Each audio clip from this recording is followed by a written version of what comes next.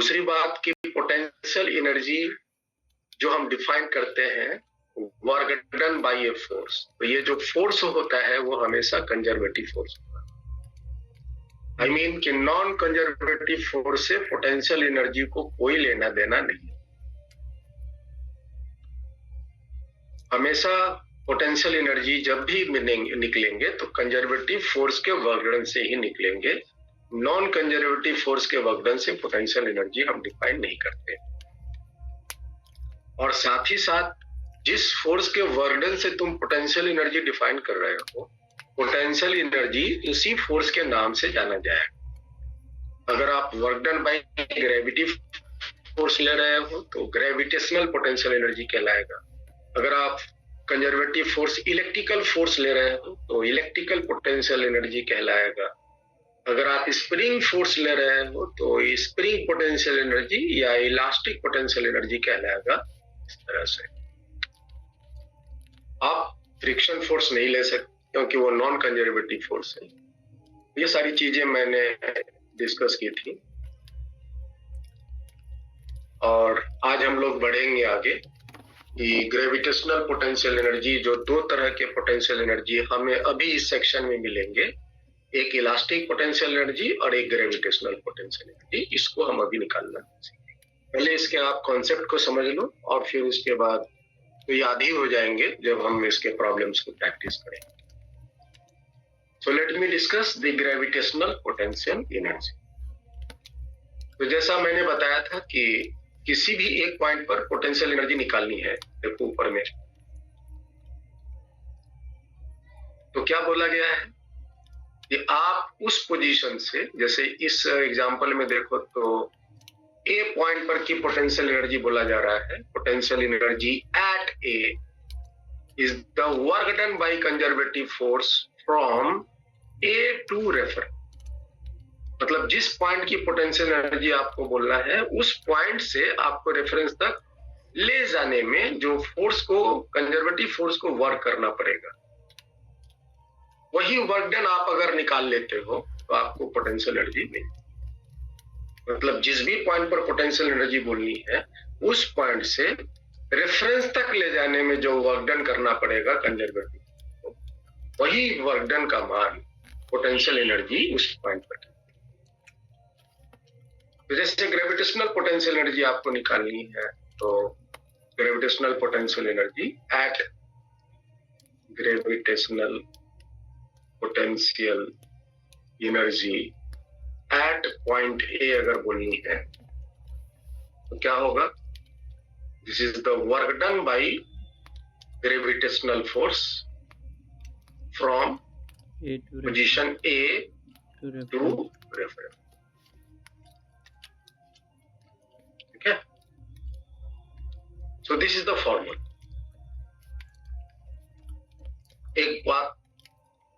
एक बात ये याद रखें। दूसरी, ग्रेविटेशनल पोटेंशियल एनर्जी निकालने के केस में हम रेफरेंस को कहां चुने। इन दिस केस, इस केस में, इस ग्रेविटेशनल पोटेंशियल एनर्जी कैलकुलेशन के केस में, इस केस में the reference can be taken anywhere depends on our own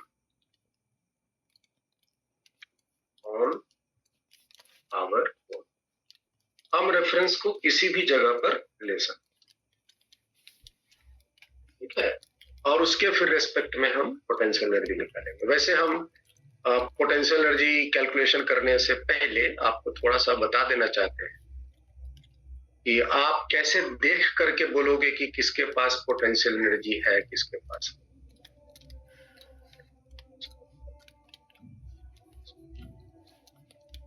Recording in progress.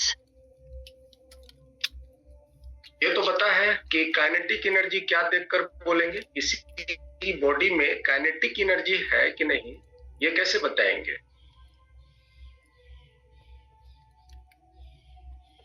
Mithilesh, कैसे बताएंगे किसी के पास काइनेटिक एनर्जी है कि नहीं।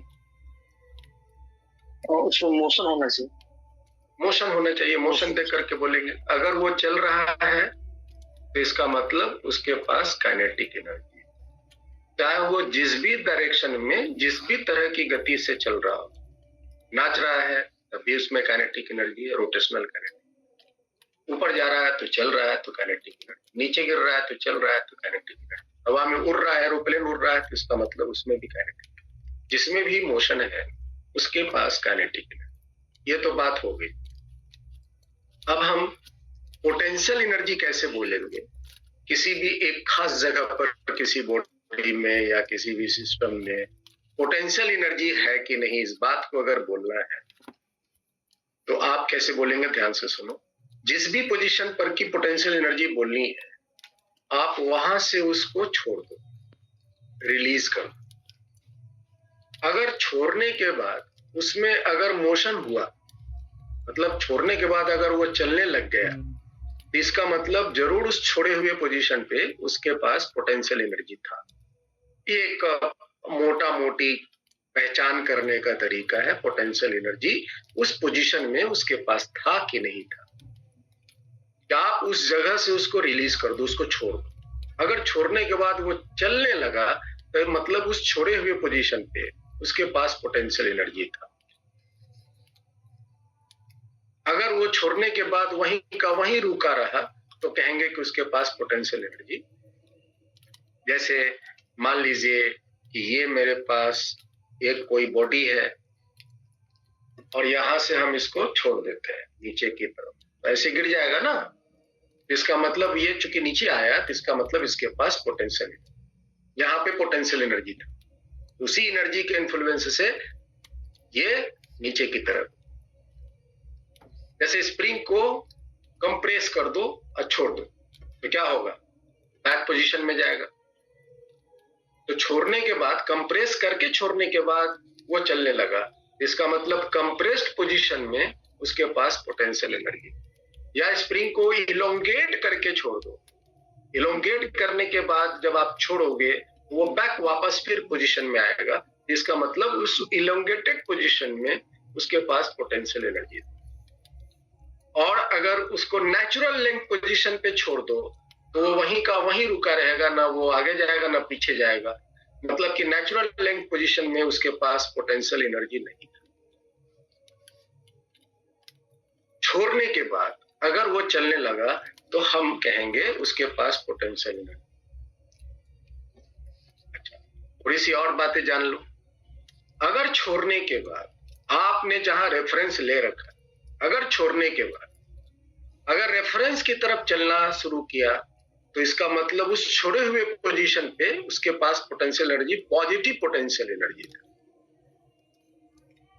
अगर वो रेफरेंस पोजीशन से दूर जाने लग गया तो इसका मतलब उस छोड़े हुए पोजीशन पर पोटेंशियल एनर्जी नेगेटिव था। रेफरेंस की तरफ मूव करने लग जाएगा तो इसका मतलब पोटेंशियल एनर्जी पॉजिटिव। अगर रेफरेंस से दूर जाने लग गया तो इसका मतलब पोटेंशियल एनर्जी नेगेटिव। और अगर वो वहीं का वहीं रुका रहा तो पोटेंशियल एनर्जी जीरो। छोड़ने के बाद चलना शुरू कर दिया मतलब उस पोजीशन में पोटेंशियल एनर्जी। अगर चलने की दिशा रेफरेंस की तरफ है तो पोटेंशियल एनर्जी पॉजिटिव, चलने की दिशा रेफरेंस से दूर है तो पोटेंशियल एनर्जी नेगेटिव, और अगर वहीं का वहीं रुका रहा तो पोटेंशियल एनर्जी जीरो। ये मोटा मोटी बात जो है पोटेंशियल एनर्जी के रेस्पेक्ट में याद है, तो आपको पॉजिटिव नेगेटिव सबकी पहचान इजी हो जाए। आइए बात करते हैं कि रेफरेंस हम इस केस में ग्रेविटेशनल पोटेंशियल एनर्जी के केस में हम रेफरेंस कहीं भी है, और वर्क डन बाय ग्रेविटी मतलब वर्क डन बाय mg, याद रखिएगा ग्रेविटी फोर्स।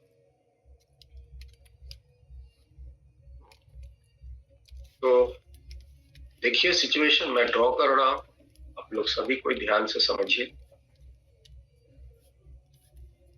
ये हम एक रेफरेंस पहले से कंसीडर कर लेते हैं, दिस इज अ रेफरेंस, ये रेफरेंस। और एक मास होगा ना, mg फोर्स लगना है तो एक मास हो, मास एक मान लो यहां पर इस रेफरेंस से सपोज करो ये h ऊंचाई पर, इस मास की वैल्यू है हमें बताना है कि इस पोजीशन में, ये जो मास है इस पोजीशन में, इसके पास पोटेंशियल एनर्जी है कि नहीं है तो पॉजिटिव है कि नेगेटिव है, और फिर वो कितना है। तो आपका ये रेफरेंस है, मान लो रेफरेंस मतलब मान लो ये ग्राउंड लेवल है और यहां से ये मास ऊपर है, और यहां से हम अगर इसको छोड़ देंगे तो बताओ ये चलेगा कि नहीं चलेगा। हेलो, चलेगा नहीं चलेगा? जल्दी बोलिए। चलेगा। चलेगा। किधर चलेगा? वो रेफरेंस की तरफ चलेगा या उससे वो दूर जाएगा? रेफरेंस की तरफ। तो ये नीचे गिरेगा। मास mg है तो mg फोर्स तो नीचे लगेगा ना, तो वो नीचे गिरेगा। इसका मतलब इसके पास जो पोटेंशियल एनर्जी है वो पॉजिटिव, और यहाँ पे इसके पास पोटेंशियल एनर्जी कितनी है अगर ये बोलनी है तो फॉर्मूला तो मालूम है ना कि ए पोजीशन से जहां पर भी वो है वहां से रेफरेंस तक ले जाने में, मतलब वहां से इसको नीचे एच लाने में वर्क डन बाई mg मतलब वर्क डन बाई ग्रेविटी क्या हो। तो सब तो वर्क डन बाई ग्रेविटी तो मैंने पहले से पढ़ाया हुआ है ना, ऊपर से लेके नीचे तक आने में प्लस mgs था।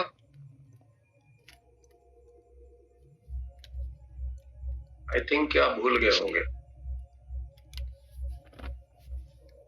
याद है? वर्क डन बाई ग्रेविटी, ये देखो ऊपर से नीचे आने में वर्क डन बाई ग्रेविटी, चाहे पाथ कुछ भी हो, प्लस mgh, ऊपर से नीचे h, नीचे h हाइट नीचे आने में वर्क डन बाई ग्रेविटी क्या था? mgh, चाहे पाथ कोई भी हो। और नीचे से ऊपर जाने में वर्क डन बाई ग्रेविटी क्या था? Minus mgh। चाहे पाथ कोई। नीचे से ऊपर जाने में वर्क डन बाई ग्रेविटी क्या था? Minus mgh। ये जो वर्क डन बाय ग्रेविटी मैंने पहले से ही निकाला हुआ है, और यहाँ पर भी अभी आपको पोटेंशियल एनर्जी निकालने के लिए वर्क डन बाय ग्रेविटी ही बोलनी है। वर्क डन बाय ग्रेविटी मतलब वर्क डन बाय mg, ऊपर से नीचे आएगा तो प्लस mgh, नीचे से ऊपर ले जाएंगे तो माइनस mgh।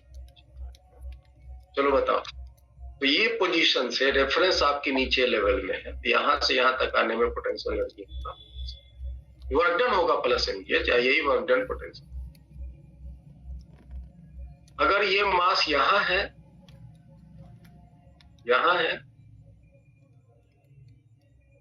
रेफरेंस पर ही है, तो बताओ यहां पर की पोटेंशियल एनर्जी क्या होगी? 0। यस। 0 होगी ना, तो यहां से छोड़ेंगे तो वहीं रह जाएगा, वो तो ना ऊपर जाएगा ना नीचे जाएगा। और अगर मान लो वो मास यहां है, इस जगह पर है, यहां से h नीचे है, h नीचे है, तो इस जगह पर इसके पास कितनी पोटेंशियल एनर्जी होगी? माइनस। क्या करेंगे? हाँ, यहां से हमको ऊपर ले जाना है ना h हाइट, तो यहां पर की पोटेंशियल एनर्जी होगी माइनस, क्योंकि हमें जिस भी पोजीशन पर की पोटेंशियल एनर्जी बोलनी है वहां से उसको रेफरेंस तक ले जाना है। यहां पर की पोटेंशियल एनर्जी बोलनी है तो यहां से इसको रेफरेंस तक ले जाना है। यहां पर की बोलनी है तो यहां से रेफरेंस तक, रेफरेंस नीचे है तो यहां से यहां ले जाना है। और यहां पर की पोटेंशियल एनर्जी बोलनी है तो यहीं से यहीं पर ले जाना है, क्योंकि हमको रेफरेंस वहीं पर। यहां से यहीं तक ले जाना मतलब डिस्प्लेसमेंट नहीं देनी, तो वर्क डन 0, पोटेंशियल एनर्जी 0। यहाँ पे ऊपर ले जाना है, mg फोर्स नीचे लगेगा, इसको ऊपर ले जाना है तो पोटेंशियल एनर्जी होगा माइनस। तो ये 3 बातें ज्यादातर केस में आपको काम आएंगी, तो इसलिए मैंने इसको 1 रखा है। और यहां से आपको याद रखना कि अगर कोई रेफरेंस पोजीशन पर मास है तो उसकी पोटेंशियल एनर्जी 0, रेफरेंस से अगर ऊपर है तो पोटेंशियल एनर्जी प्लस है, रेफरेंस अगर नीचे है तो पोटेंशियल एनर्जी माइनस है। ठीक है जी, ठीक है। Yes sir. ये हुआ कोई नहीं बोल रहा सर के अच्छा। दूसरा सेक्शन लेते हैं। सपोज कि ये आपका रेफरेंस है,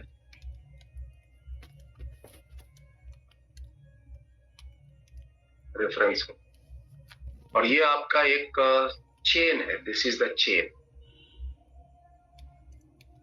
एक चेन है और ये यूनिफॉर्म चेन है ना। यूनिफॉर्म चेन का मतलब मास पर unit length throughout the chain same है। इसकी जो मास है चेन की, टोटल मास m है और इसकी टोटल लेंथ n है। और ये इस तरह से रेफरेंस से h ऊंचाई पर है, यहां से इसकी जो ऊंचाई है वो h है, h ऊंचाई पर ये चेन। तो बताओ, क्या हम अगर इस चेन को यहां से छोड़ देंगे तो ये गिरेगा नहीं गिरेगा, वहीं रहेगा, क्या होगा?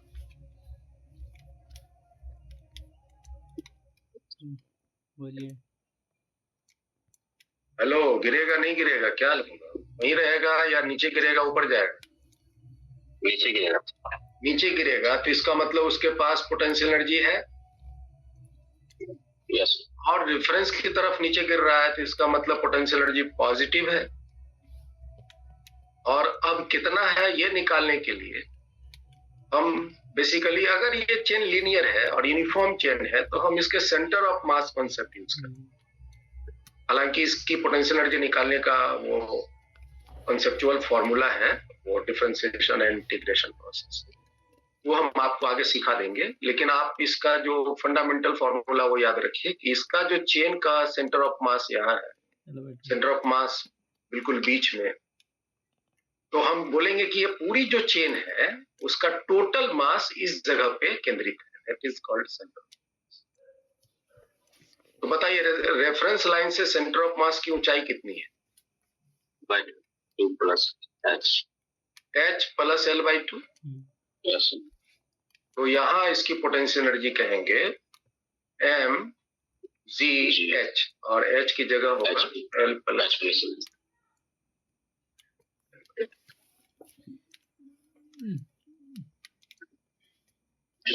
ठीक है जी, ठीक है। Yes sir. अब देखो, मान लो कि ये चेन की कुछ हालत ऐसी है, ध्यान से समझिएगा, चेन की कुछ हालत ऐसी, चेन का कुछ पार्ट जो है वो लटका, ये लेटा हुआ है, कुछ पार्ट हवा में लटका हुआ है। मान लो कि इसकी जो x पार्ट ऑफ लेंथ है वो लटका हुआ है और l minus x part of chain जो है वो रेफरेंस पे गिर गया है। ओके, तो हमको अब इस पोजीशन पर की पोटेंशियल एनर्जी बोलनी है कि इस हालत में जो अभी चेन है, इस हालत में जो भी चेन है इसके पास कितनी पोटेंशियल है। तो देखो ध्यान से, इस पूरे चेन को दो डिफरेंट पार्ट में कंसिडर करो। एक तो वो पार्ट ऑफ मास जो कि ग्राउंड पे ले, और एक पार्ट वो जो लटका हुआ है। जो ग्राउंड पर लेटा हुआ है इसके अपने कुछ मास होंगे और जो लटका हुआ है उसका एक अपना मास। इस पार्ट को हम अगर नाम दे मास,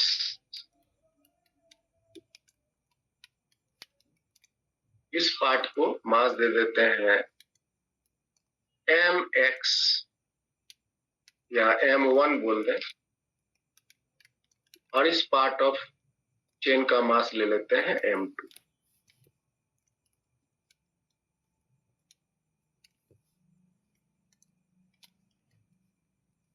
जो लेटा हुआ उसका सेंटर ऑफ मास यही बीच में होगा, होगा ना। और ये जो खड़ा है उसका सेंटर ऑफ मास यहाँ होगा, जो यहां से कितनी दूरी पर, x/2 दूरी। तो इस केस में ये दोनों पार्ट की पोटेंशियल एनर्जी क्या होगी? इस पार्ट की पोटेंशियल एनर्जी मान लेते हैं U1, इस पार्ट की पोटेंशियल एनर्जी U2। एनर्जी एक स्केलर क्वांटिटी है तो हम डिफरेंट पार्ट की एनर्जी निकाल के जोड़ देंगे तो पूरी चेन की एनर्जी हो जाएंगी। तो बताओ भाई, इसकी पूरी एनर्जी कितनी होगी? mgxy। तो m1 मास इसका m1, पहले तो हम इसको लिख देते हैं U1 plus U2, this is a fundamental formula. अब आपको U1 का वैल्यू जानना है, m1 into g into x/2, यही होगा ना। यस। और ये जो लेटा हुआ है उसका पोटेंशियल एनर्जी होगा, मास हुआ m2 into g into g। ये पार्ट 0 हो जाएंगे, ये पार्ट। m1 का वैल्यू आप निकाल सकते हो। l लंबाई ऑफ चेन का मास m है, तो x लंबाई चेन का क्या होगा वो दैट इज एलिमेंट। सपोज करो कि एक चेन यहाँ है, ऐसे ऐसे,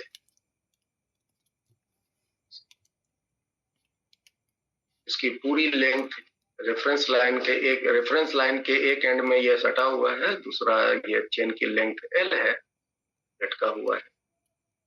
बताइए इसके पास पोटेंशियल एनर्जी होगा नहीं होगा?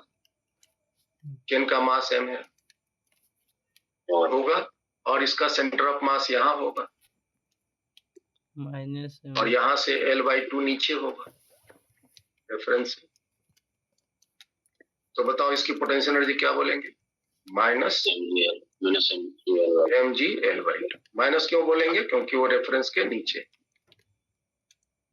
ये वाला फॉर्मूला लगाया, mgh रेफरेंस के नीचे है तो माइनस रेफरेंस के ऊपर, बस h की वैल्यू यहाँ पर L/2 है। समझ आया?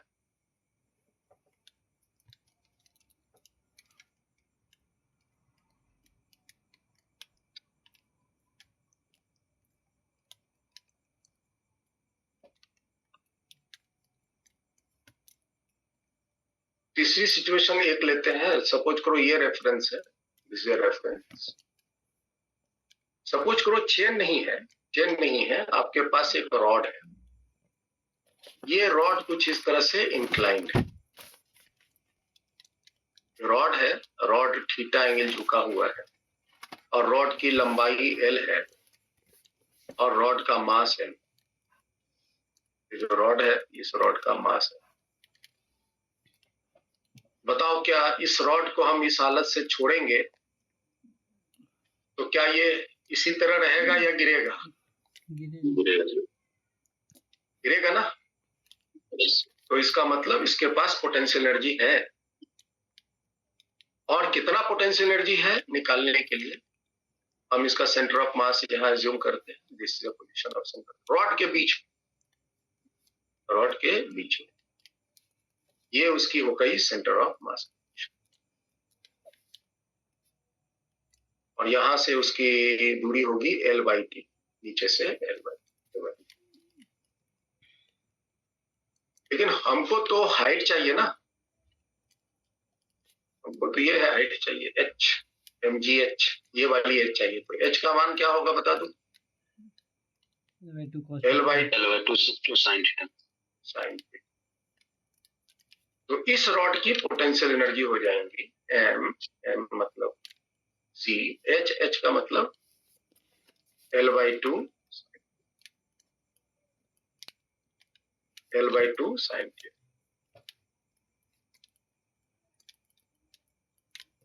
ठीक है जी।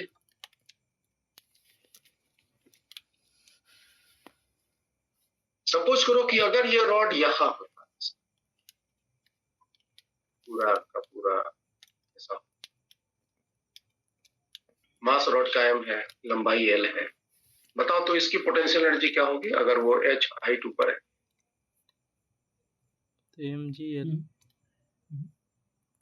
mgh। तो ये पूरा सेंटर ऑफ मास तो यही ना है, ये सेंटर ऑफ मास है h हाइट पर। तो इसकी पोटेंशियल एनर्जी हो गई mgh। और अगर रॉड सीधा खड़ा होता तब क्या होता?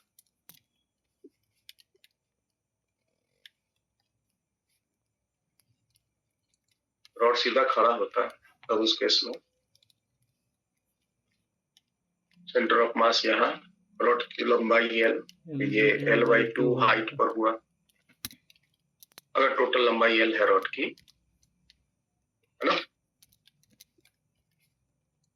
तो बता दो पोटेंशियल एनर्जी जी। mg/L/2 प्लस, अगर यही रॉड नीचे लटका होता तो माइनस mg/L/2। रेफरेंस के ऊपर है तो प्लस mgh, नीचे है तो माइनस। रेफरेंस पर है तो 0।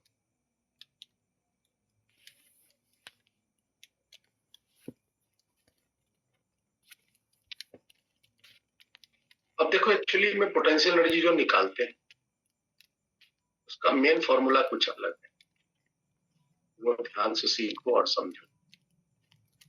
सपोज करो कि हम एक सिचुएशन अलग लेते हैं। मान लो ये आपका एक हेमिस्फीयर है,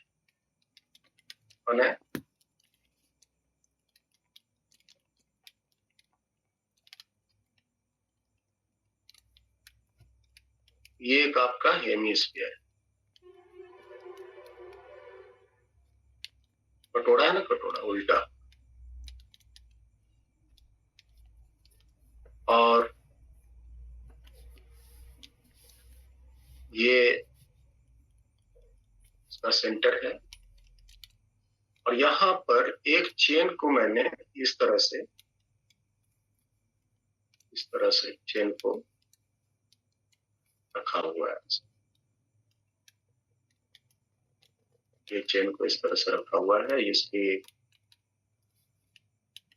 टोटल लेंथ L है, टोटल लेंथ L है, इसका रेडियस R है, और ये पूरी एंगल अल्फा है। हमको ये वाली रेफरेंस लाइन है, ये वाली जो नीचे का पोजीशन है, दिस इज रेफरेंस। इसका यूनिफॉर्म चेन है, mass of chain is mass of chain is.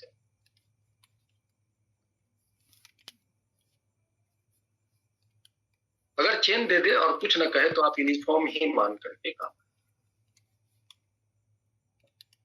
अब आप ये बताइए कि यहाँ पे चेन को अगर हम वहां से, जैसे ये मान लो हुक है, ये मान लो हुक है, अगर हम ये हुक को निकाल दें तो क्या ये चेन यहीं रहेगा या गिरेगा? गिरेगा। गिरेगा तो इसका मतलब वहां पे उसके पास पोटेंशियल एनर्जी है ना मिथलेश, वहां पे? यस। और इधर गिरेगा तो नीचे की तरफ, रेफरेंस की तरफ, तो इसका मतलब वहां पे उसके पास पोटेंशियल एनर्जी पॉजिटिव। अब इस केस में इसका सेंटर ऑफ मास कॉन्सेप्ट से काम नहीं आएगा, सेंटर ऑफ मास के कॉन्सेप्ट से फायदा नहीं करेगा। तो यहाँ जो मेन फॉर्मूला पोटेंशियल एनर्जी निकालने का है वो लगाना पड़ेगा, और उससे आपको इसका पोटेंशियल एनर्जी निकलेगा। ध्यान से सुनो और सीखो। इस केस में आप देखो गौर से, ये जो ऊपर वाली कड़ी है, रेफरेंस लाइन से इसकी हाइट क्या है बताओ? R। R। इसके बाद जो दूसरा कड़ी है, क्या उसका भी हाइट R है? ये जो तीसरा कड़ी है उसकी हाइट क्या R है? अगर आप हर एक कड़ी को देखो तो क्या उसकी हाइट बदल रही है? नहीं। मच्छरदानी के भीतर बैठ रहा है इसलिए नहीं दिख रहा है, हाइट नहीं चेंज हो रहा है। वो यस हाइट बाबू, हाइट मतलब ये सर, वाली, यस। ये वाली हाइट चेंज हो रहा है ना। नहीं, हमको रेडियस लगा था सर। हाइट पूछेंगे तुमको, रेडियस लग जाए तो तुम्हारा मर्जी है, हम तो हाइट पूछे। ठीक है, कोई बात नहीं, ठीक है। तो रेडियस तो वही है, रेडियस वही है, नो डाउट रेडियस वही है, लेकिन हाइट तो रेफरेंस लाइन से जो इसकी हाइट है चेंज हो रही है। Yes sir. अब अगर आप बोलो ये वाली जो कड़ी है इसका मास मान लो m1 है, इस कड़ी का मास m2 है, इस कड़ी का मास m3 है, इस कड़ी का मास m4 है, और सबकी हाइट अलग अलग है, तो हर एक कड़ी का मान लो 1000 कड़ी है, तो सब कड़ी का हम हाइट अगर पता लगा लें और सब कड़ी का मास पता लगा लें तो सबकी पोटेंशियल एनर्जी हो जाएगा ना mgh वाला फॉर्मूला से, और फिर हर एक कड़ी की पोटेंशियल एनर्जी निकाल के जोड़ देंगे तो हमें पूरी चेन की पोटेंशियल एनर्जी आ जाएगी। ये तो बस बोलने के लिए है, हर एक कड़ी का मास पता लगा ले, हर एक कड़ी के हाइट पता लगा ले, और फिर हर एक कड़ी की हम mgh वाला फॉर्मूला लगा के उसकी पोटेंशियल एनर्जी निकाल ले, mgh वाला फॉर्मूला लगा के, और सबका पोटेंशियल एनर्जी जोड़ देंगे तो हमें इस पूरे कड़ी की पोटेंशियल एनर्जी मिल जाए। लेकिन अगर ये 1000 1,00,000 अगर कड़ी अगर यहाँ रखा हुआ छोटे छोटे है ना, तो फिर उस केस में ये प्रैक्टिकली इस तरह से निकालना पॉसिबल नहीं। लेकिन हाँ, कॉन्सेप्ट वही रहेगा कि हर एक छोटी छोटी कड़ियों की पोटेंशियल एनर्जी निकाल के जोड़ देने से आपको पूरे सिस्टम की पोटेंशियल एनर्जी नहीं निकल जाए, है ना मिथिलेश? Yes sir, integration.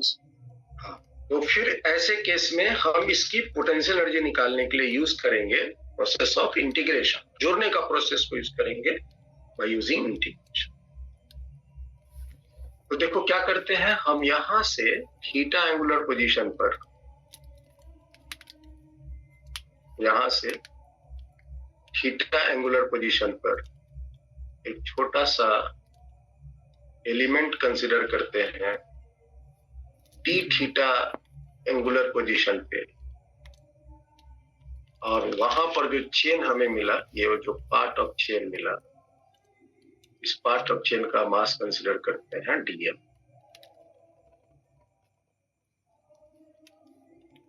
और इस dm का मास बताइए क्या लिखेंगे? तो आप देख ही रहे हो कि पूरा एंगल अल्फा था ना, पूरा एंगल अल्फा था,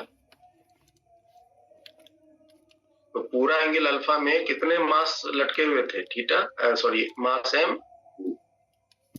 तो अल्फा एंगल पे टोटल मास थे m,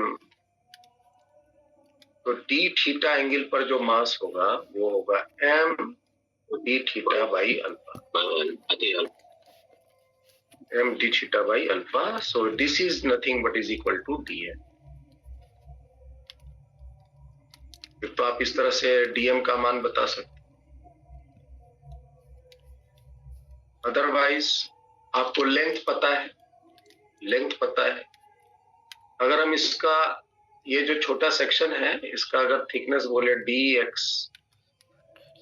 dx, तो कोई बच्चा बताओ dx का मान क्या लिख सकते हैं? dx। अभी हम सारा डाटा कलेक्ट कर रहे हैं, हालांकि हमें जरूरत पड़ भी सकता नहीं भी, लेकिन आपको पता होना चाहिए कि अगर हमको इसकी ये वाली लेंथ चाहिए तो ये वाली लेंथ कितनी होगी? dx। तो dx बराबर होगा r इंटू डी थीटा। अच्छा, अगर हमको ये पूरी लेंथ चाहिए, पूरी चेन की लेंथ चाहिए, कितनी होंगी? तो पूरी लेंथ हो जाएंगी r इंटू अल्फा, तो क्या अल्फा एंगल है ना ये।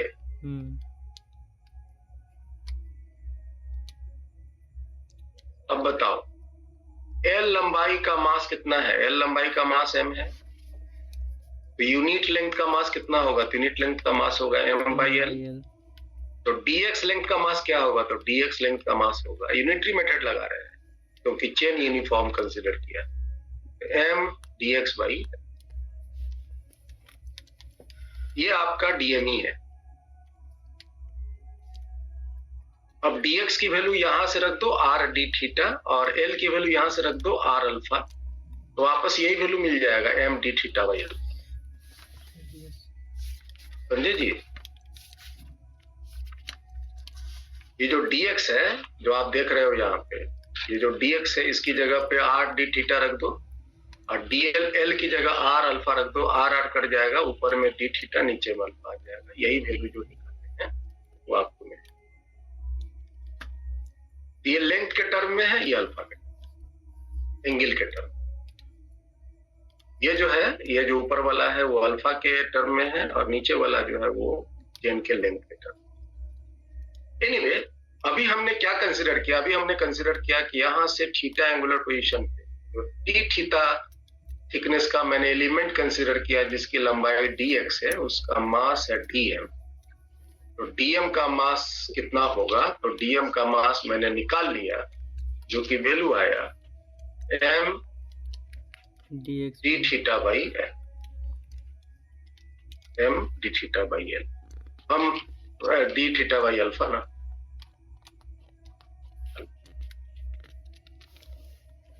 ये भी लिख सकते हैं, ये भी लिख सकते हैं। ठीक है, अब बताइए कि इसकी पोटेंशियल एनर्जी क्या लिखेंगे? ये जो छोटी एलिमेंट है उसकी पोटेंशियल एनर्जी बोलेंगे potential energy of elementary mass, elementary mass, जिसको हम नाम बोलेंगे डी छोटा एलिमेंट का मास, छोटा पोटेंशियल एनर्जी डी।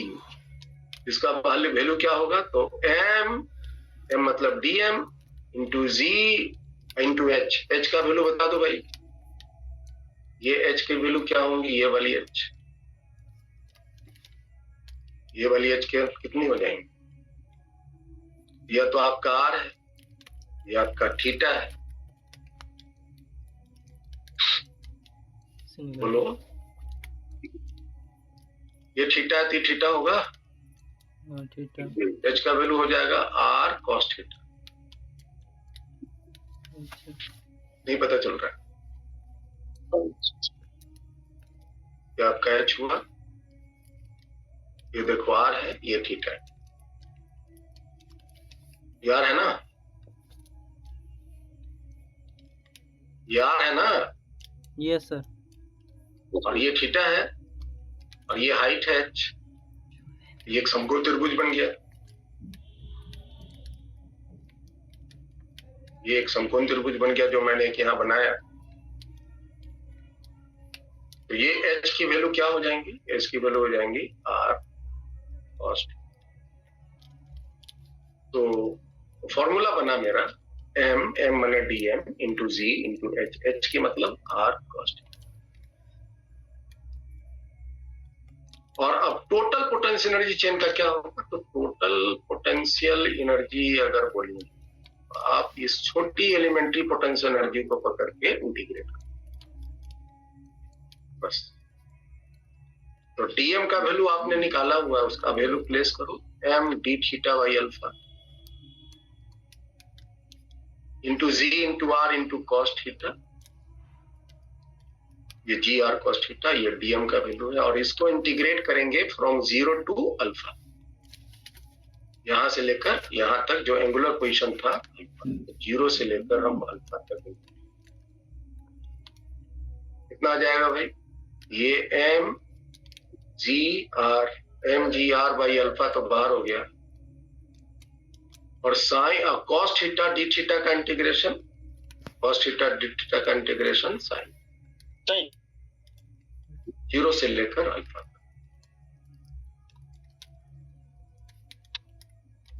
नीचे में आर कहां से आ गया? M G R by alpha है ना, M G R by alpha, और कॉस थीटा डी थीटा 0 से लेकर अल्फा।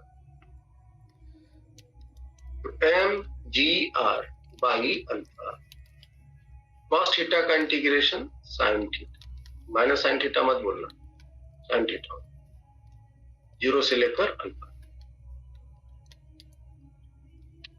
तो आप वैल्यू एक बार अल्फा रख दो, तो साइन अल्फा माइनस साइन 0 0 होता है, ये वैल्यू आ जाएगा M G R by alpha into sine alpha. Sine theta का वैल्यू 0 हो जाएगा,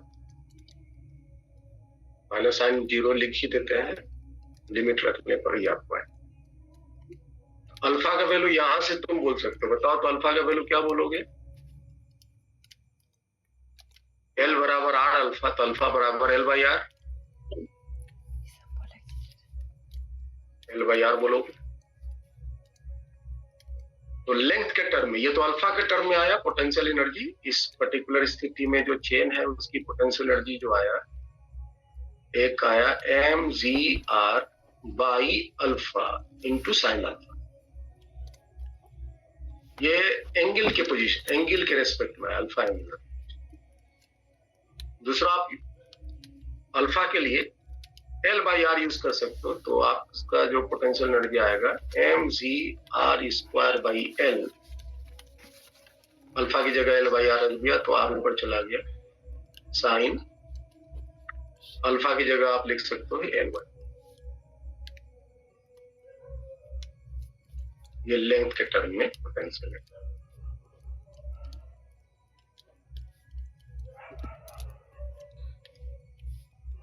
इसी कॉन्सेप्ट को यूज करके तुम बाकी और भी पोजीशन ऑफ चेन का पोटेंशियल एनर्जी निकालो।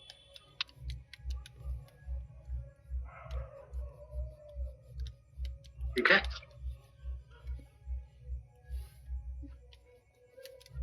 तो मैक्सिमम केस में आपको ये जो पहला बताया mgh प्लस माइनस mgh, ये पहला वाला काम आता है। चेन वाला स्थिति मिला तो ये 3 स्थितियां मिलेंगी, रॉड का स्थिति मिला तो ये 3 स्थितियां मिलेगा, और अगर इस तरह का हुआ तो ये तो थोड़ा कॉम्प्लिकेटेड प्रॉब्लम में आपको मिलता है। Number 4 gravitational potential energy curvature के।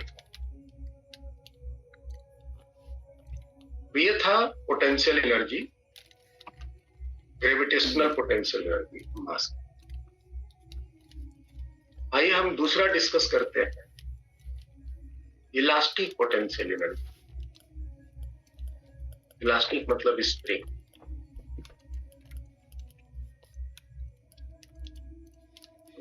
स्प्रिंग कह लो, ठीक है, स्प्रिंग या एक्सटेंसिबल कॉर्ड या रबर बैंड,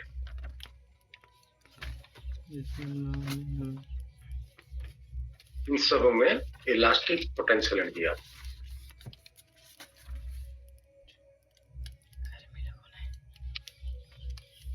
रबर की तरह काम करेगा स्प्रिंग भी, रबर बैंड। अभी हम डिस्कस करेंगे स्प्रिंग को लेकर, ताकि आप सब में फॉर्मूला अपना चॉइस लगा सकें। तो देखो भाई, मेरा जो कॉन्सेप्ट है पोटेंशियल एनर्जी का, ये पोटेंशियल एनर्जी एट ए या किसी भी पोजीशन पर निकालनी है तो फॉर्मूला क्या है? फॉर्मूला है वर्क डन बाई, इस केस में स्प्रिंग फोर्स यूज करेंगे, और कहां से कहां तक? तो पोजीशन ए से लेकर रेफरेंस, जिस भी पोजीशन पर की पोटेंशियल एनर्जी निकालनी है वहां से लेकर रेफरेंस तक ले जाएंगे और उसकी पोटेंशियल। ये तो मेरे पास डेफिनेशन है, फंडामेंटल फॉर्मूला है, definition.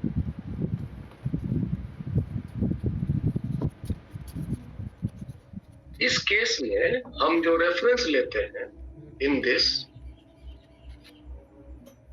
The reference is taken at natural length position. Natural length position,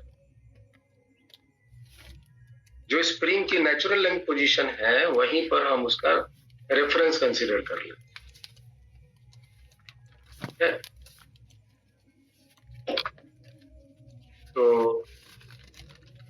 ये ध्यान रहे, तो इसका मतलब रेफरेंस कहाँ हो गया? तो रेफरेंस हो गया नेचुरल लेंथ पोजीशन। इसका मतलब जिस भी पोजीशन में आपको पोटेंशियल एनर्जी निकालनी है वहां से हमको रेफरेंस पोजीशन तक ले जाना है, मतलब उसके नेचुरल लेंथ पोजीशन तक। इसका मतलब क्या हुआ? इसका मतलब हुआ कि हमको रिस्टोर कराना है नेचुरल लेंथ पोजीशन में। जहां भी स्प्रिंग है वहां से उसको नेचुरल लेंथ में ले आना, मतलब क्या कराना है? रिस्टोर कराना। पहला बताइए, ये आपके पास स्प्रिंग है,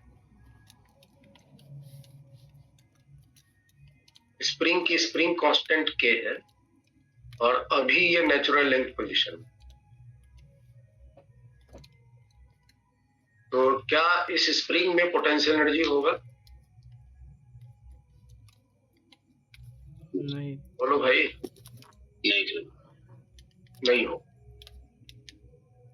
क्योंकि वो नेचुरल लेंथ पोजीशन में है, मतलब वो रेफरेंस पे ही है। नहीं, लिख दे तो बोल शुरू कर।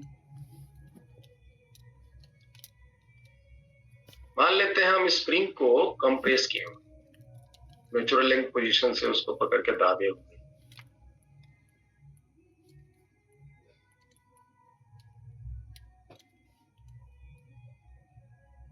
कंप्रेस किए हुए।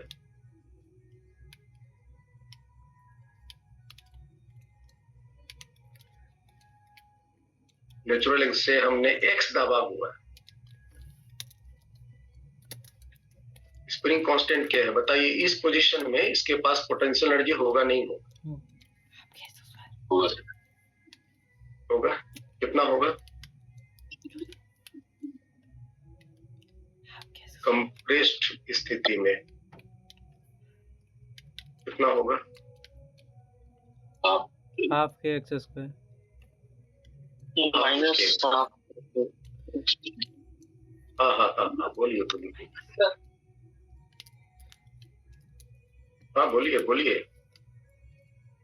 माइनस की प्लस प्लस होना चाहिए यानी। और हम इसको इलोंगेट कर दें, इलोंगेट कर दे रहे हैं। ये इलोंगेशन में आ गया। ये नेचुरल लिंक पोजीशन था और यहाँ से हमने इसको इलोंगेट कर दिया। इलोंगेशन भी सपोज करो एक्स दिया। तो बताओ इस स्थिति में इसके पास पोटेंशियल एनर्जी होगा कितनी? पोटेंशियल एनर्जी एट इलोंगेशन कितना होगा? फंडामेंटल नहीं भूलनी है, याद रखिए। आप सब फॉर्मूला भूल जाओ लेकिन जो कॉन्सेप्ट है वो नहीं भूलनी। कॉन्सेप्ट भूल गया तो सब कुछ भूल। हाँ बोलिए। तो देखो क्या बताया था कि हमको जो इस बी वाली पोजीशन में, पहला वाला में तो वो नेचुरल लेंथ में ही है भाई। पहला वाला में तो नेचुरल लेंथ में ही है, तो इसका मतलब पोटेंशियल एनर्जी जीरो। दूसरे वाले में कंप्रेस्ड स्थिति में है, इसकी पोटेंशियल एनर्जी बोलनी है तो क्या बोला गया कि उस पोजीशन से, अगर इस पोजीशन बताना तो इस पोजीशन से इसको रेफरेंस पोजीशन माने नेचुरल लेंथ पोजीशन तक ले जाने में जो वर्क डन होगा स्प्रिंग फोर्स के द्वारा जो वर्क डन। तो देखो ध्यान से, स्प्रिंग फोर्स तो इस केस में इधर ही लगे और डिस्प्लेसमेंट हमको यहाँ ए पोजीशन से रेफरेंस पोजीशन मतलब यहाँ तक ले जाना है। तो पहली बात तो ये बताओ कि वर्क डन जो होगा इस स्प्रिंग फोर्स के द्वारा वो पॉजिटिव होगा नेगेटिव होगा? पॉजिटिव।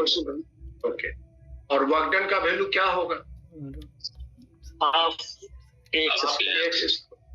हाफ के एक्स स्क्वायर डी हो गया प्लस हाफ के एक्स।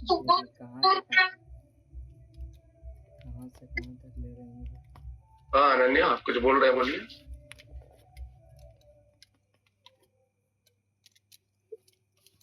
तो प्लस हाफ के एक्स स्क्वायर।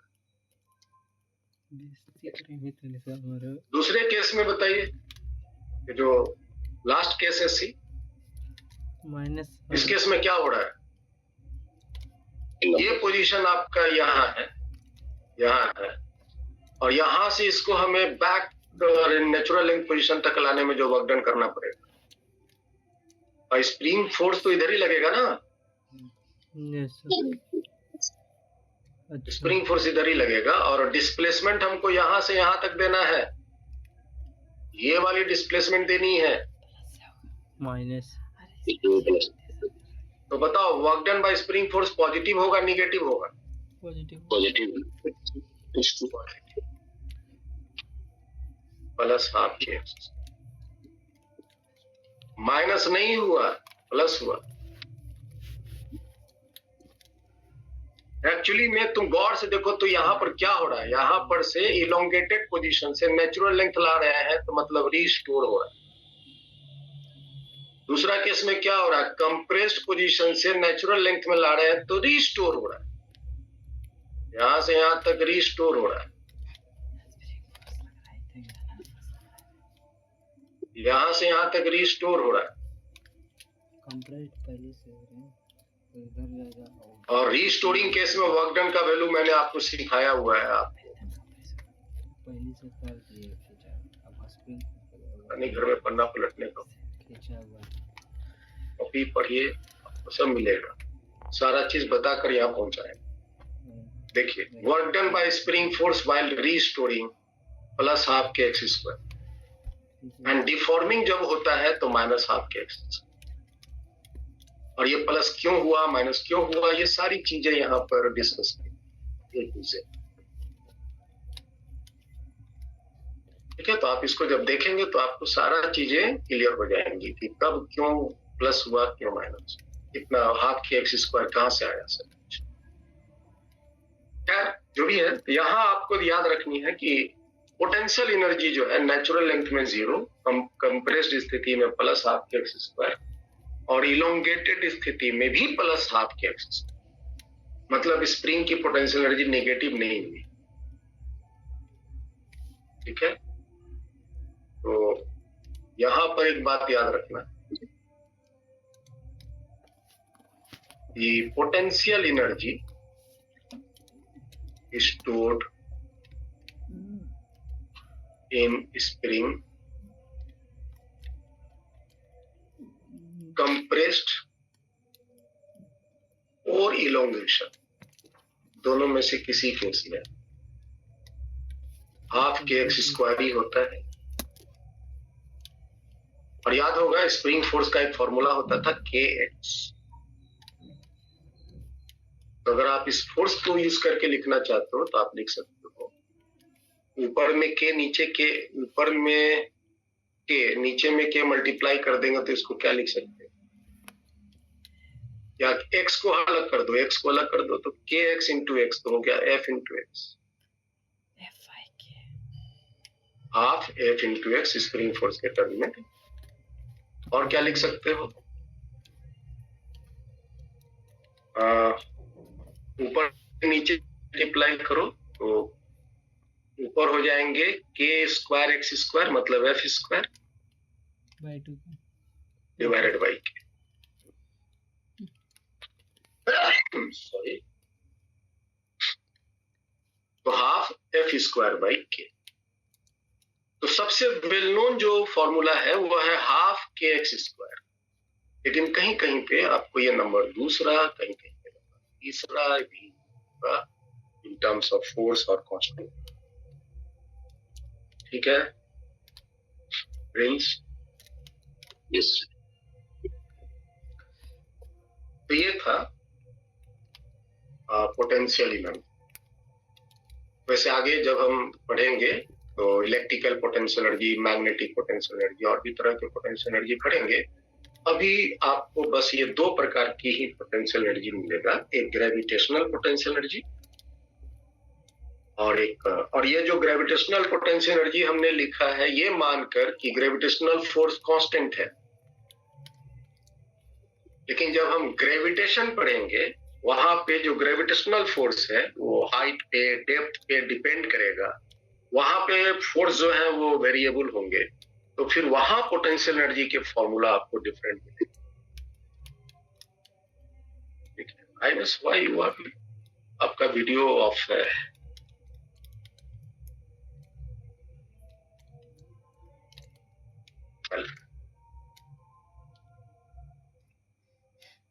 तो ग्रेविटेशन के केस में है ना, जो gravity acceleration due to gravity पढ़ते हैं तो वहां हाइट पर, डेप्थ पर, अलग अलग जगहों पर एक्सेलरेशन ड्यू टू ग्रेविटी बदलता है, डिफरेंट दूरियों पर फोर्स, ग्रेविटेशनल फोर्स बदलता है, और उसके बदलने से जो फोर्स होंगे वो वेरिएबल हो जाएंगे, और तब वहां potential energy, gravitational potential energy वहां भी निकलेगा, लेकिन वो वाली फॉर्मूला, ये वाली फॉर्मूला वहां पे नहीं लगेगा। अभी जो हम ग्रेविटेशनल पोटेंशियल एनर्जी कैलकुलेट किए हैं वो ये मानकर कि थ्रू आउट उसका जो ग्रेविटेशनल फोर्स है वो कांस्टेंट, जो कि फॉर्मूला आया mg।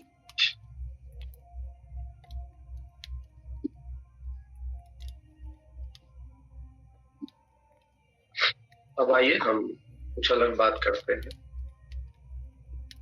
मैंने एक बार जब न्यूटन्स लॉ ऑफ मोशन पढ़ाया था, और उसमें जब हम first law of Newton's motion पढ़े थे, न्यूटन्स फर्स्ट लॉ, वहां मैंने आपको इक्विलिब्रियम के 3 कंडीशन बताए थे, स्टेबल इक्विलिब्रियम, अनस्टेबल इक्विलिब्रियम और न्यूट्रल इक्विलिब्रियम। याद है कुछ?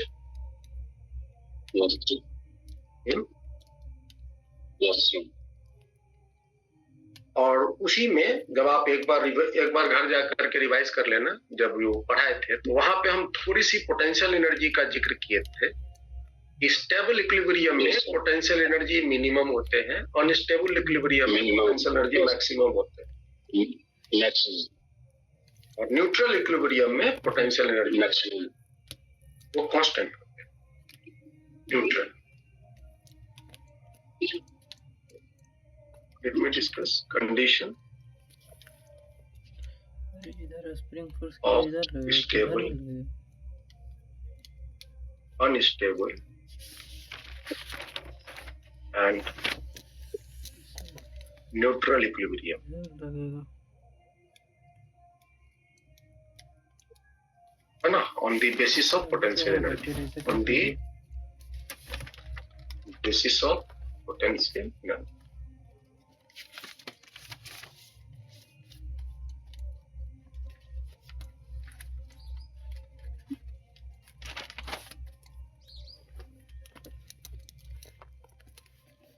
डिस्कस किया हुआ था एक बार, मैं यहाँ पर इसके कुछ प्रॉब्लम्स मिलेंगे आपको, तो एक बार उसका छोटा सा डिस्क्रिप्शन देख लो, जो वहां कुछ बच गया होगा तो यहाँ उसका कवर अप हो।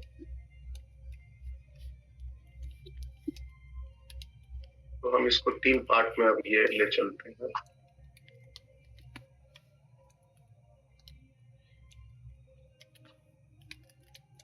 इक्विलिब्रियम सर देखो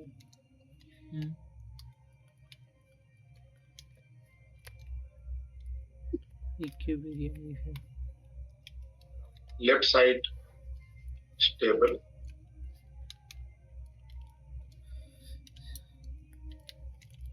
अनस्टेबल,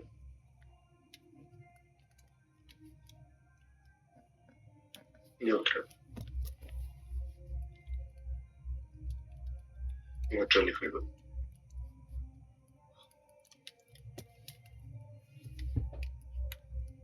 और ये तीनों जो है स्टैटिक इक्विलिब्रियम का कंडीशन है ना। न्यूटन्स लॉ ऑफ मोशन में देखोगे इक्विलिब्रियम को 2 पार्ट में बांटे थे, एक स्टैटिक इक्विलिब्रियम जब रुका रहता है, और एक डायनेमिक इक्विलिब्रियम जब यूनिफॉर्म मोशन में चलता है।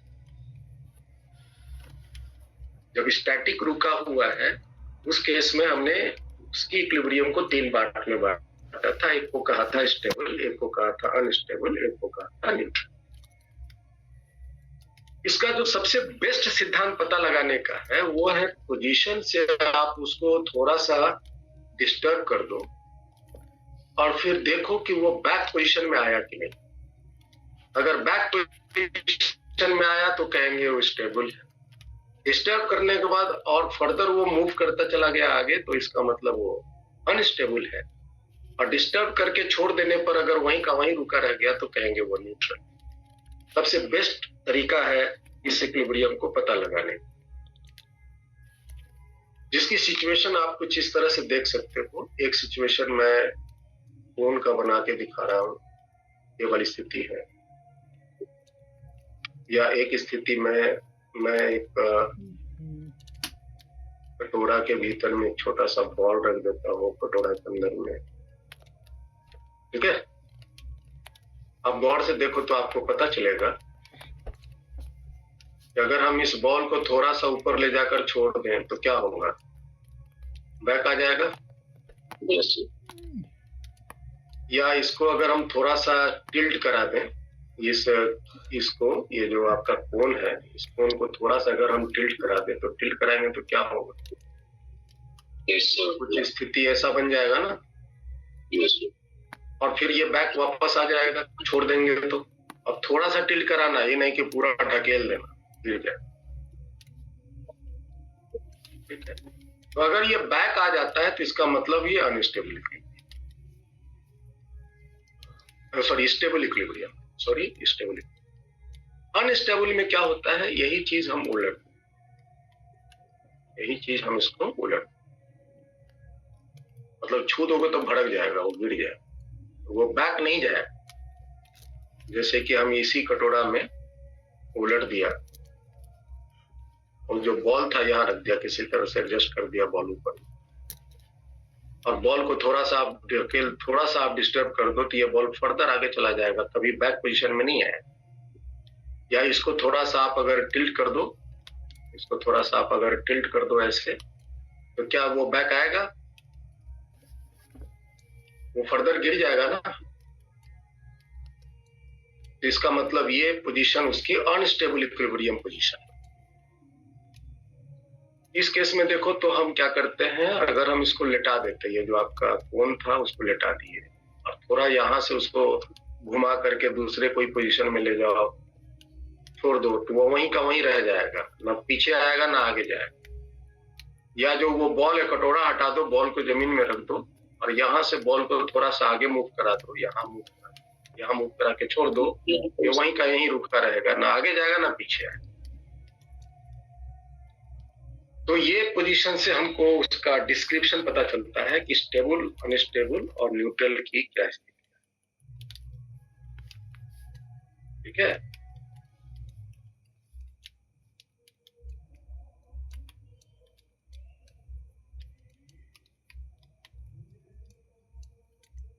दूसरा पता लगाने का तरीका है वो है उसका centre of mass, centre of gravity की हाइट। इसकी जो सीजी है, डिस्टर्ब करने के बाद इसकी जो सीजी है, पहले सीजी यहाँ था, डिस्टर्ब करने के बाद इसका सीजी जो उड़ जाता है, सीजी रेज कर जाता है। इसकी जो सीजी यहाँ थी, डिस्टर्ब करने के बाद इसका सीजी रेज कर जाता है। बात समझ रहे हो? इसका मतलब हुआ कि शुरुआत की सेंटर ऑफ ग्रेविटी जो है वो सबसे लोएस्ट पोजीशन में थी, डिस्टर्ब करने पर थोड़ा आगे बढ़ गया,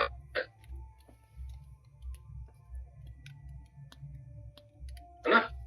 इस केस में देखो तो इसकी जो सीजी है हाईएस्ट पोजीशन में होता है और जब हम इसको डिस्टर्ब करते तो इसकी सीजी डाउन हो जाती है।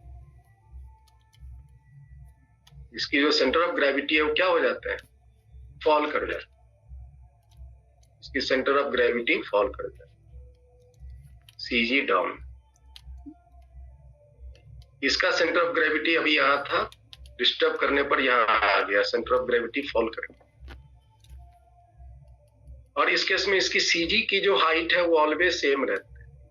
इसकी सीजी की हाइट जो है वो हमेशा सेम रहते हैं, ना ऊपर उठते हैं, ना राइज करते हैं, ना फॉल होते हैं। तो आप इसके बारे में, ये जो पहला डिस्क्रिप्शन है ऑन डिस्टर्बिंग,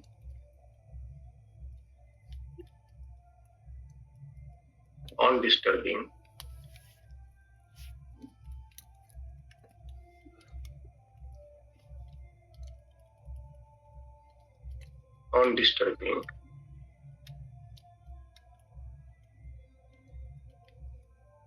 body back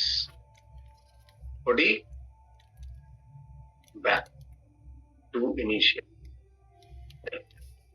पहला। दूसरा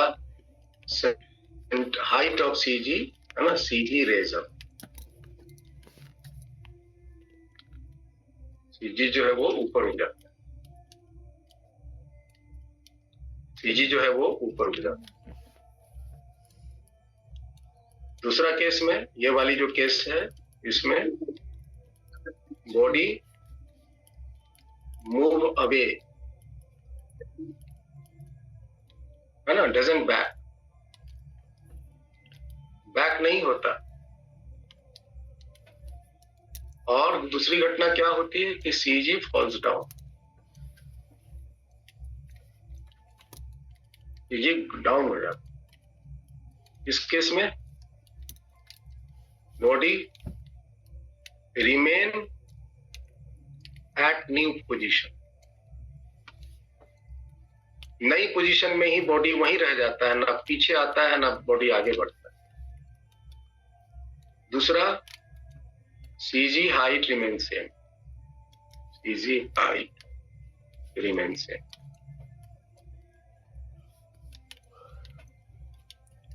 ये पहला डिस्क्रिप्शन है। ज्यादातर केस में हम इसी डिस्क्रिप्शन से लगभग सब जगह का स्टेबल, अनस्टेबल और न्यूट्रल इक्विलिब्रियम पता लगा लेते। लेकिन अभी हम जो टॉपिक लिखे हैं on the basis of energy, energy के बेसिस पे हम कैसे डिसाइड करेंगे, that is the important part. दूसरा जो है, इस केस में पोटेंशियल एनर्जी जो होते हैं, पोटेंशियल एनर्जी मिनिमम, क्योंकि इसकी सीजी की हाइट बहुत कम होती है, mgh, h का मान इसका बहुत कम होता है। इस केस में पोटेंशियल एनर्जी जो होते हैं वो मैक्सिमम होते हैं, है ना, क्योंकि इसकी जो सीजी की हाइट होती है वो सबसे ऊंचाई पोजीशन पर होती है।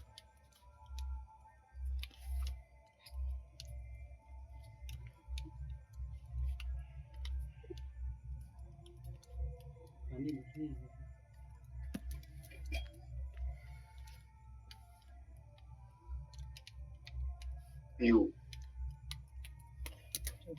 और इस केस में पोटेंशियल एनर्जी जो होता है कांस्टेंट रहता है, हाइट उसकी सेम रहती है।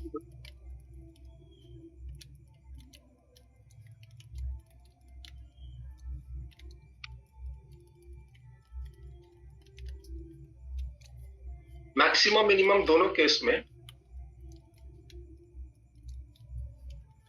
एक बार डिफरेंशिएशन 0 होगा, दोनों केस में एक बार डिफरेंशिएशन 0 होगा। यहाँ तो 0 होना ही है, यहाँ तो 0 होना ही है।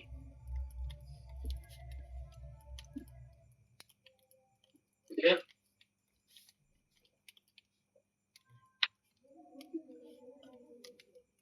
और क्या बोल सकते हैं, double differentiation d2 dr square, minimum के केस में positive, d2 u by dr square negative, maximum है नेगेटिव, और इस केस में double differentiation of potential energy with respect to position remain 0।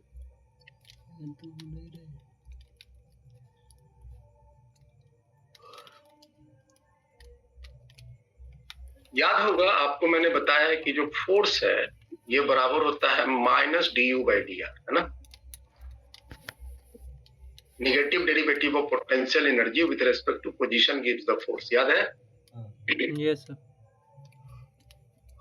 अगर हम फोर्स के टर्म में लिखना चाहें तो हम क्या लिखेंगे, df by dr, इस केस में नेगेटिव आएगा, इस केस में, है ना, ये वाली लेफ्ट साइड नेगेटिव आएंगे ना, df by dr। इस केस में df by dr जो है वो पॉजिटिव आए, और इस केस में df by dr जो है वो 0 आएंगे।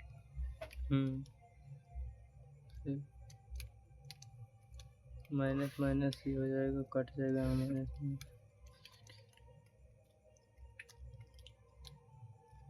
ठीक है, इस केस में जो फोर्स होते हैं वो अट्रैक्टिव होते हैं,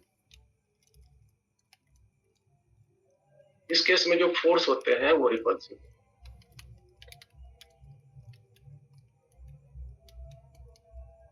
इस केस में फोर्स 0 लगता है।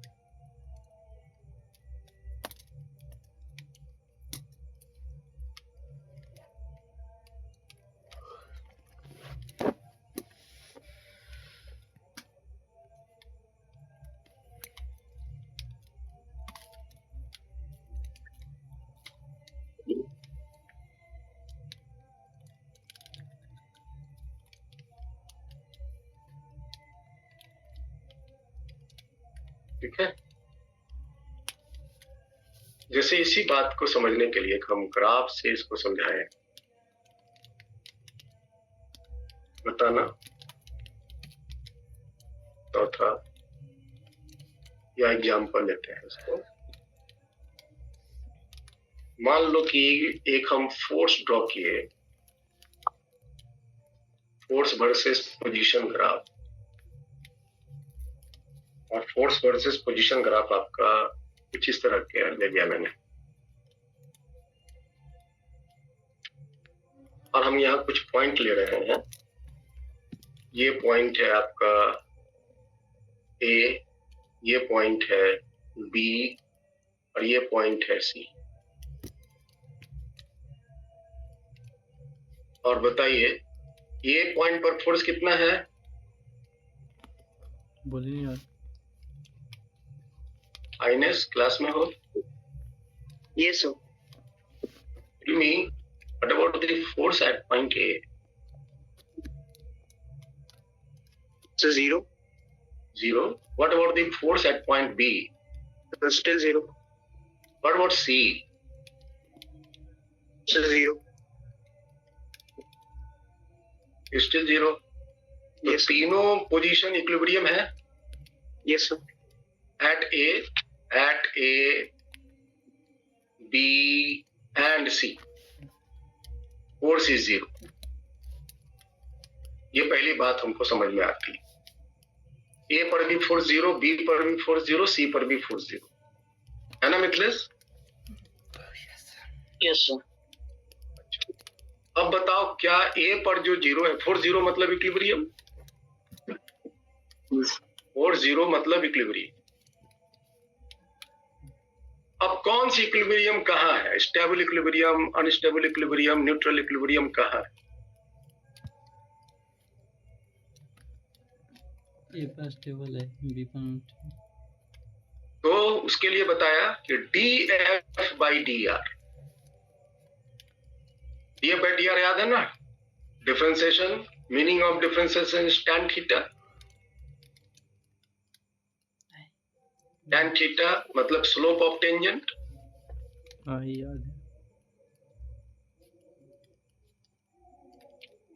एट ए पर बताओ, एट ए पे आप टेंजेंट ड्रॉ करो, ए पर टेंजेंट इधर होगा। डालो टेंजेंट, डालो टेंजेंट। थीटा देखो कौन सा आया, ये थीटा आया।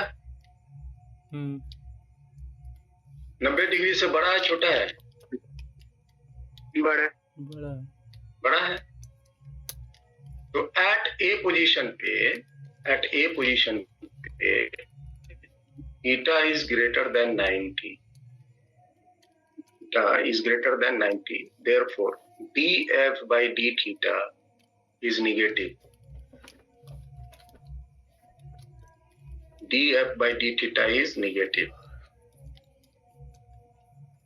और नेगेटिव आना मतलब क्या आना?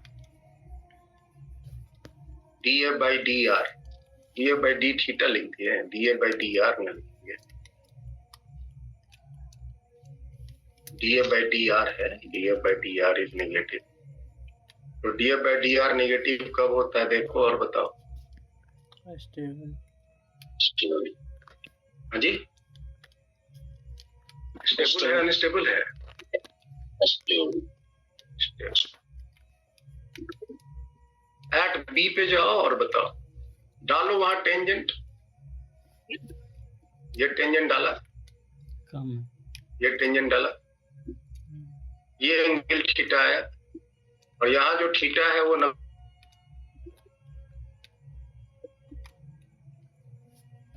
से छोटा है। तो dF by dr क्या हुआ? पॉजिटिव हुआ नेगेटिव हुआ? पॉजिटिव। Positive. पॉजिटिव हुआ। क्या बताता है? Unstable. Unstable. So this is unstable. At C, theta is equal to 0. Tangent डाल दो ऐसे,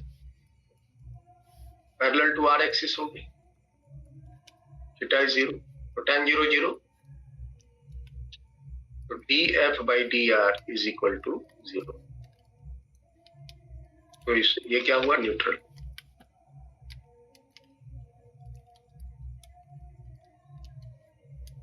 तीनों पोजीशन पे फोर्स 0 है, तीनों पोजीशन इक्विलिब्रियम पोजीशन है।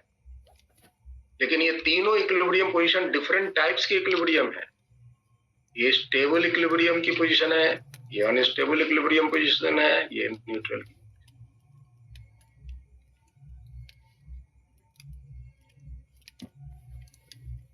अगर हम एक ग्राफ लेते हैं, एक पोटेंशियल एनर्जी का प्लॉट लेकर आपको हम मान लो ये potential energy versus position graph है और इसका भी ग्राफ कुछ ऐसा ही है।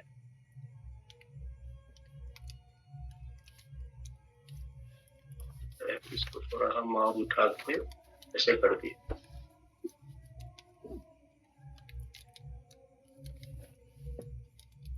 सिचुएशन सजाने के लिए मैंने थोड़ा यहाँ स्ट्रेट लाइन बना दी, ठीक है।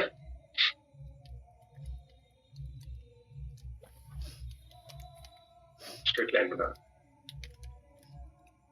एक पॉइंट मैं यहां लिया ए, एक पॉइंट यहां लिया बी, एक पॉइंट यहां लिया सी। यहां पर कि देखो ये पोटेंशियल एनर्जी कांस्टेंट है, यहां से इस पोजीशन से पोटेंशियल एनर्जी कांस्टेंट जा रहा है ना।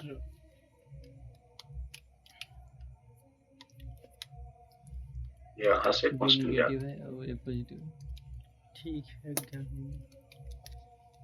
चलिए अब बताइए किस पोजीशन पर आपको स्टेबल इक्विलिब्रियम है, किस पोजीशन पर अनस्टेबल इक्विलिब्रियम है और किस पोजीशन पर न्यूट्रल इक्विलिब्रियम, कैसे बोलोगे?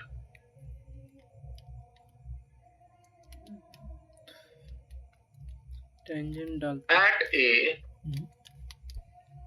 ए पोजीशन पर, ए पोजीशन पर देखो ध्यान से, यहाँ जो पोटेंशियल एनर्जी है मैक्सिमम है। ये मैक्सिमम है ना भाई, पोटेंशियल एनर्जी मैक्सिमम है ना। Yes sir. इसका मतलब U is maximum, U is maximum, hence unstable. वो कौन सा है? अनस्टेबल है। एट बी, बी पर देखो, बी पर जो पोटेंशियल एनर्जी है वो क्या है? मिनिमम। मिनिमम है। इसका मतलब स्टेबल इक्विलिब्रियम। सी पर क्या है? पोटेंशियल एनर्जी कांस्टेंट है, रॉड चेंज तो हो ही नहीं रहा, तो स्ट्रेट लाइन बन गई। At C U is constant, hence neutral.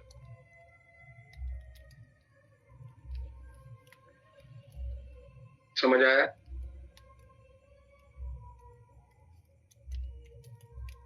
समझ आया?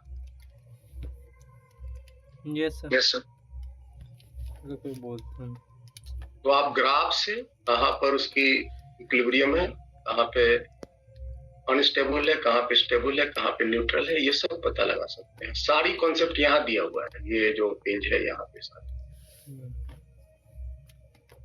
तो फंडामेंटल कॉन्सेप्ट यहाँ पे है। यहाँ से आपको सारे क्लू मिल जाएंगे किस जगह पर कौन सी व्यवस्था चल रही है। अप्लाई करेंगे तो आप रिजल्ट पे पहुंच जाएंगे।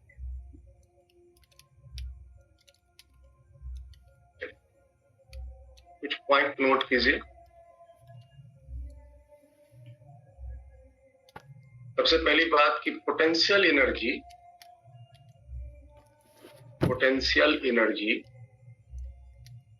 मे बी पॉजिटिव और नेगेटिव।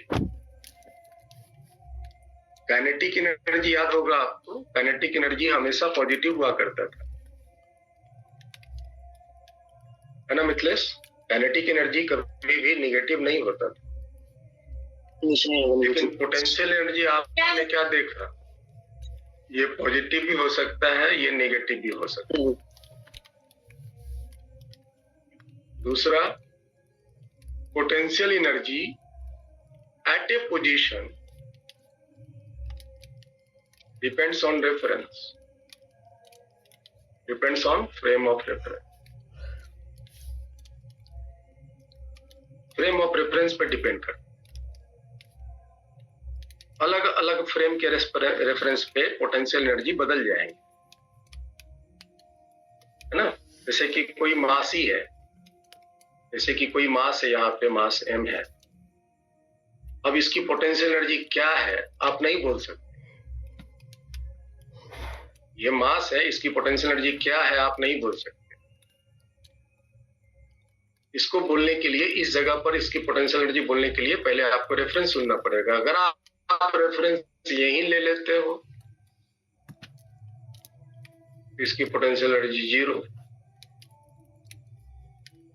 मास वही है, मास वही है, रेफरेंस यहां ले लेते हो, इसकी पोटेंशियल एनर्जी हो जाएंगी प्लस mgh। मास वही है, रेफरेंस यहां ले लेते हो तो इसकी पोटेंशियल एनर्जी हो जाएंगी माइनस mgh। किसी एक पोजीशन में पोटेंशियल एनर्जी क्या है ये डिपेंड करेगा फ्रेम ऑफ रेफरेंस आप कहां चुनते हैं, उसके अनुसार आपकी पोटेंशियल एनर्जी तैयार। पोटेंशियल एनर्जी पॉजिटिव भी हो सकते हैं, पोटेंशियल एनर्जी निगेटिव। ठीक है।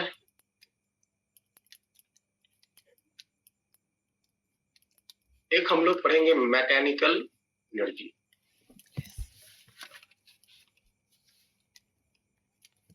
एमई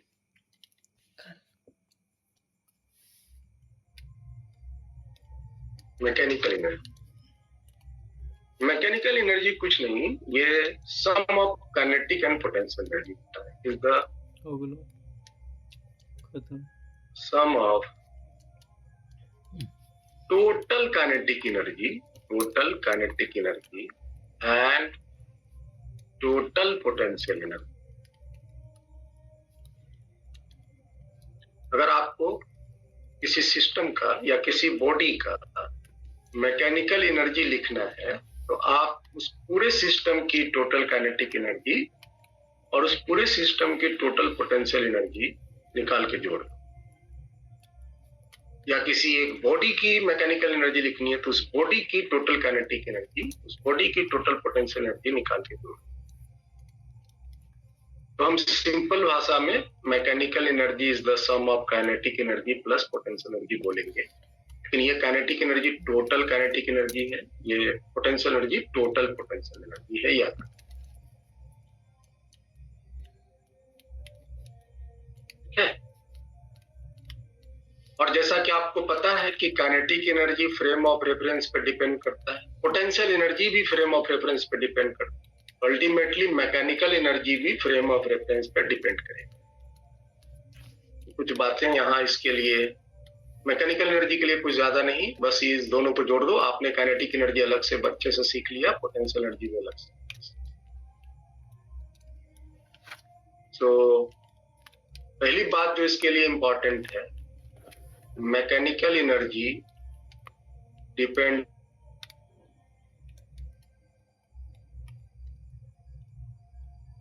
जैसा आप फ्रेम लेंगे उसके अनुसार काइनेटिक एनर्जी, उसी के अनुसार पोटेंशियल एनर्जी लिखाएगा और उसके सम से उसी के अनुसार पोटेंशियल एनर्जी मैकेनिकल एनर्जी बन के आए। तो mechanical energy depends on frame of reference. एक बात ये।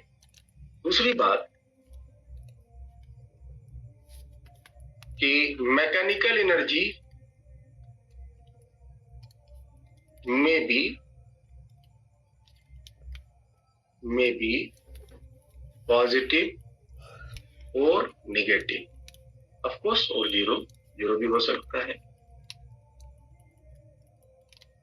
क्योंकि पोटेंशियल एनर्जी, देखो काइनेटिक एनर्जी तो हमेशा पॉजिटिव ही होगा, लेकिन पोटेंशियल एनर्जी के पॉजिटिव नेगेटिव बनने के चक्कर में मैकेनिकल एनर्जी पे फर्क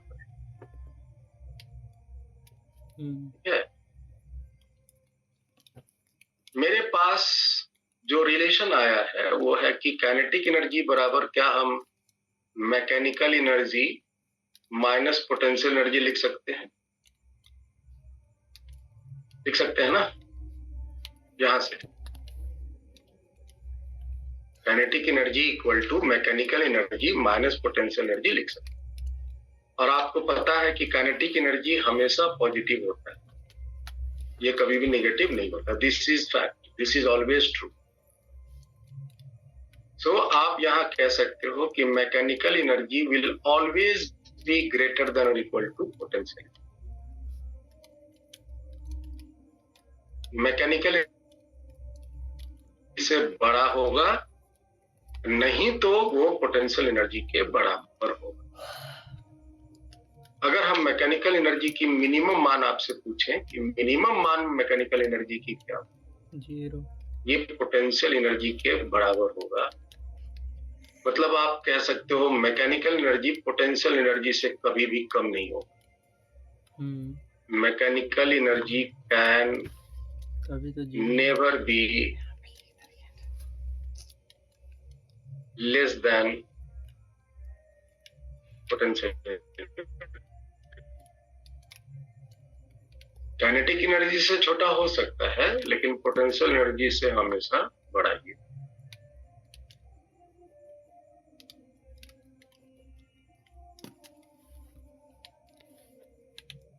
ये मैकेनिकल एनर्जी के बारे में।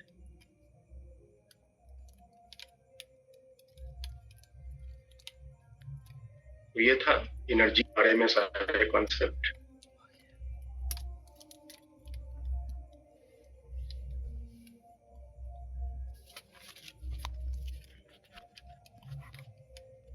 Recording stopped.